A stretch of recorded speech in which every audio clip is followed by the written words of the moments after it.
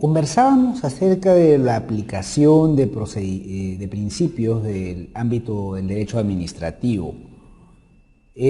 Fundábamos nuestra opinión que eran aplicables estos principios porque en el ámbito tributario, en el ámbito que se van a mover sobre todos ustedes, que es la fiscalización, tenemos que la fiscalización es un procedimiento, en este caso administrativo.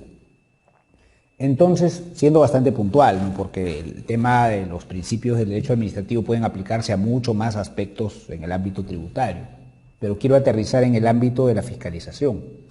Entonces, en lo que es la fiscalización, tendríamos nosotros, nuevamente, que es un procedimiento administrativo y le son aplicables las reglas del derecho administrativo. Entonces, observamos nosotros que acá hay diversas normativas, estos son los principios, perdón. Acá se repiten los principios de la potestad sancionadora ya mencionados antes, ¿no? Y lo que hay que ver dentro del ámbito administrativo es que además de todo este listado de principios que ustedes ven enfrente, ¿no? Y de la reforma peyorativa, también hay algunos elementos que deben respetarse, por ejemplo, el debido procedimiento, ¿no? en el ámbito de una fiscalización. Entonces, ¿qué sucede con el debido procedimiento y qué tendría que ver de repente con la aplicación de sanciones? Imagínense ustedes que están dentro de una fiscalización. Están dentro de una fiscalización y le solicitan a un contribuyente le proporcione sus libros y registros contables, ¿no? Él se los proporciona, o le proporcionan, que no sean libros, determinada información, y la administración tributaria, que son ustedes, trabajan con la información. Por N razones, ustedes le requieren nuevamente información al contribuyente, pero esa información que están requiriendo está dentro de los libros, dentro del bagaje de información que ustedes han recibido. Y el contribuyente, obviamente en su escrito, el contribuyente dentro de su argumentación o su respuesta le dice: señores de la administración tributaria, esto obra en poder de ustedes, no me es posible entregarlo, revísenlo. Y por N razones de repente usted no se da cuenta que tiene la información y usted sigue insistiendo en que se le entregue la documentación. Llega el momento en que usted piensa que el contribuyente no tiene la información, que no se la quiere entregar y supongamos que usted le aplica una multa, ¿no? Por incurrir en la infracción de no proporcionar la documentación solicitada por la administración tributaria. La pregunta sería, en ese caso, digamos, ¿será correcta la imposición de esa infracción? Dense cuenta de que ustedes están en el poder de esa documentación, número uno. Número dos, en este ejemplo, yo no habría respondido a lo que dijo el contribuyente. El contribuyente me imputaba a mí tener la información y yo no he respondido nada. Si se dan cuenta, en este procedimiento hay hechos que son imputables a la administración tributaria, hechos que son atribuibles, en este ejemplo, a la SUNAT. ¿Cómo así es atribuible? Yo no sé cómo el contribuyente puede entregarte la información si tú la tienes en tu poder. Hay imposibilidad manifiesta para él. Entonces, esos casos en los cuales el contribuyente incurre en infracción, pero por una causa imputable a la administración tributaria, lo exime a él de una infracción, porque no sería dable que por un hecho nuestro se sancione al contribuyente, ¿no? Entonces, si esto se aprecia dentro de un procedimiento, veremos que acá dice, en lo que es el debido procedimiento, las entidades aplicarán sanciones sujetándose al procedimiento establecido, respetando las garantías del debido proceso. Entonces, hay varias garantías que asisten en este caso al contribuyente. Inclusive dentro de un procedimiento administrativo, los actos de la administración tributaria deben estar plenamente motivados. Si yo aplico una resolución de multa, yo tendré que indicar cuáles son los hechos que motivaron la aplicación de esa sanción. Entonces, tenemos de que la administración tributaria tiene que motivar sus actos. Llegamos a algo que está en la ley del procedimiento administrativo general. Para la validez del acto administrativo se requiere, ¿qué cosa? Motivación. Motivación del acto administrativo. Entonces, si yo solamente te impongo una multa, pero en el acto administrativo llamado resolución de multa, no indico cuál es la causal, cuál es la base legal también que se me aplica, ese acto puede ser nulo porque carece de motivación. Estoy en este caso violentando garantías del contribuyente. O sea, él no tiene una sustentación, él no tiene, digamos, no conoce en base a qué lo está sancionando.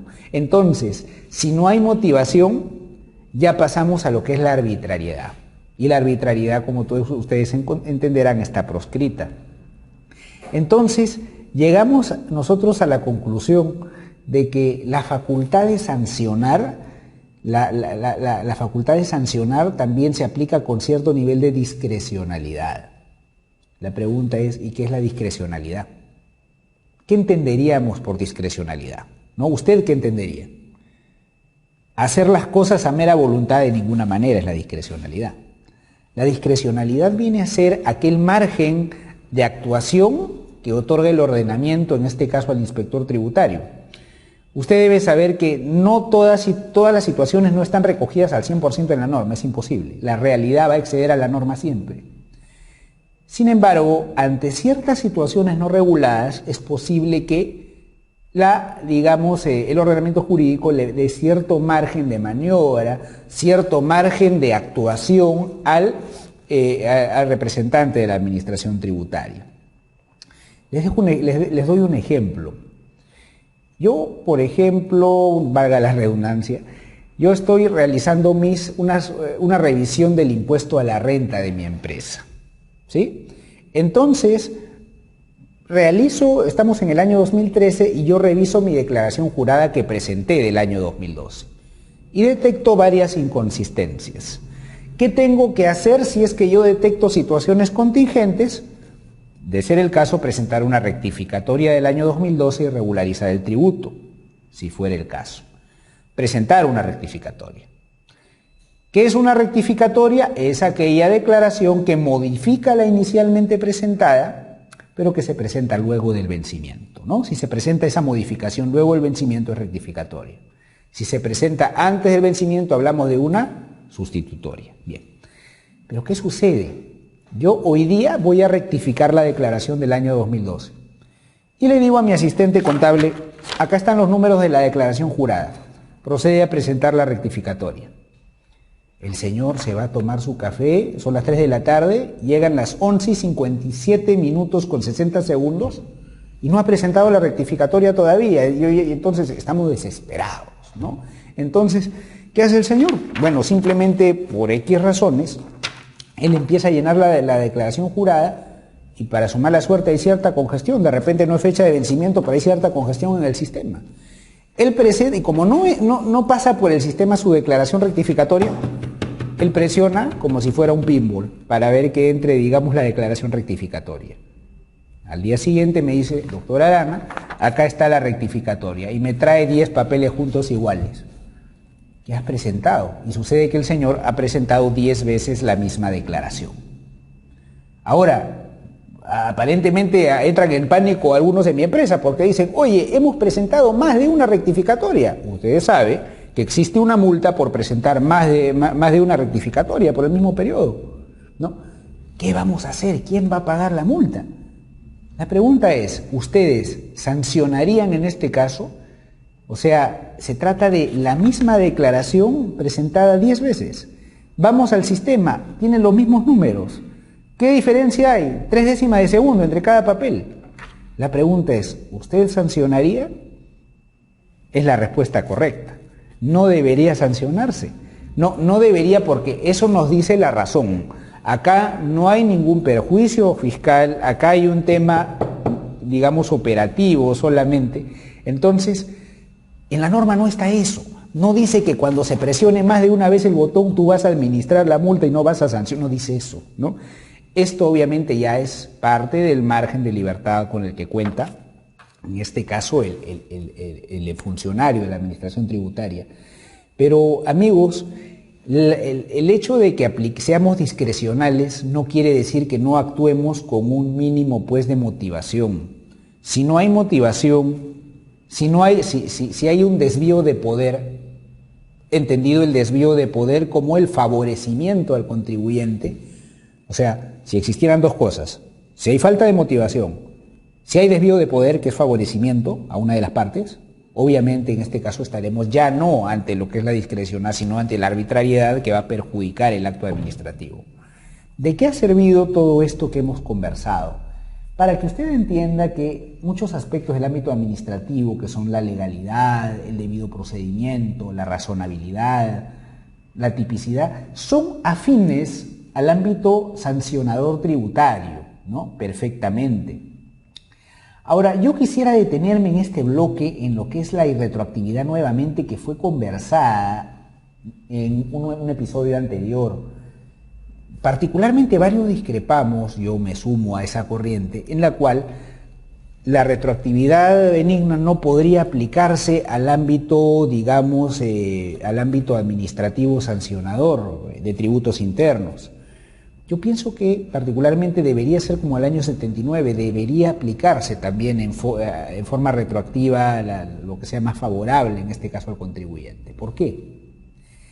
La facultad sancionadora del Estado, amigos, ¿es una sola o existen varias facultades sancionatorias en función a tantas especialidades del derecho? O sea, mañana se crea la 23ª especialidad del derecho y nace entonces una 23ª facultad sancionatoria del Estado. No, señores, la facultad sancionadora del Estado, ¿no?, es una sola. Entonces, si estamos ante una sola facultad sancionadora y el derecho sancionador es uno solo, el cual por antonomasia es el derecho penal, entonces si rigen principios similares y el derecho sancionador es uno solo, sus principios deberían irradiarse no en forma exactamente igual, pero matizada al ámbito administrativo sancionador. Entonces, ¿por qué distinguir entre lo criminal y lo administrativo? Debería ser de aplicación también la retroactividad benigna al ámbito administrativo, más aún cuando en lo constitucional, si ustedes revisan la Constitución, no hay exactamente una distinción práctica para este tratamiento en esta situación. Pero esa es una opinión que podemos darles en este video, pero que en la práctica el artículo 168 del Código Tributario pues ya ha dejado claro de que al menos no puede interpretarse la retroactividad benigna, ¿no? No puede aplicarse pues este beneficio que había en la Constitución del 79, ¿no?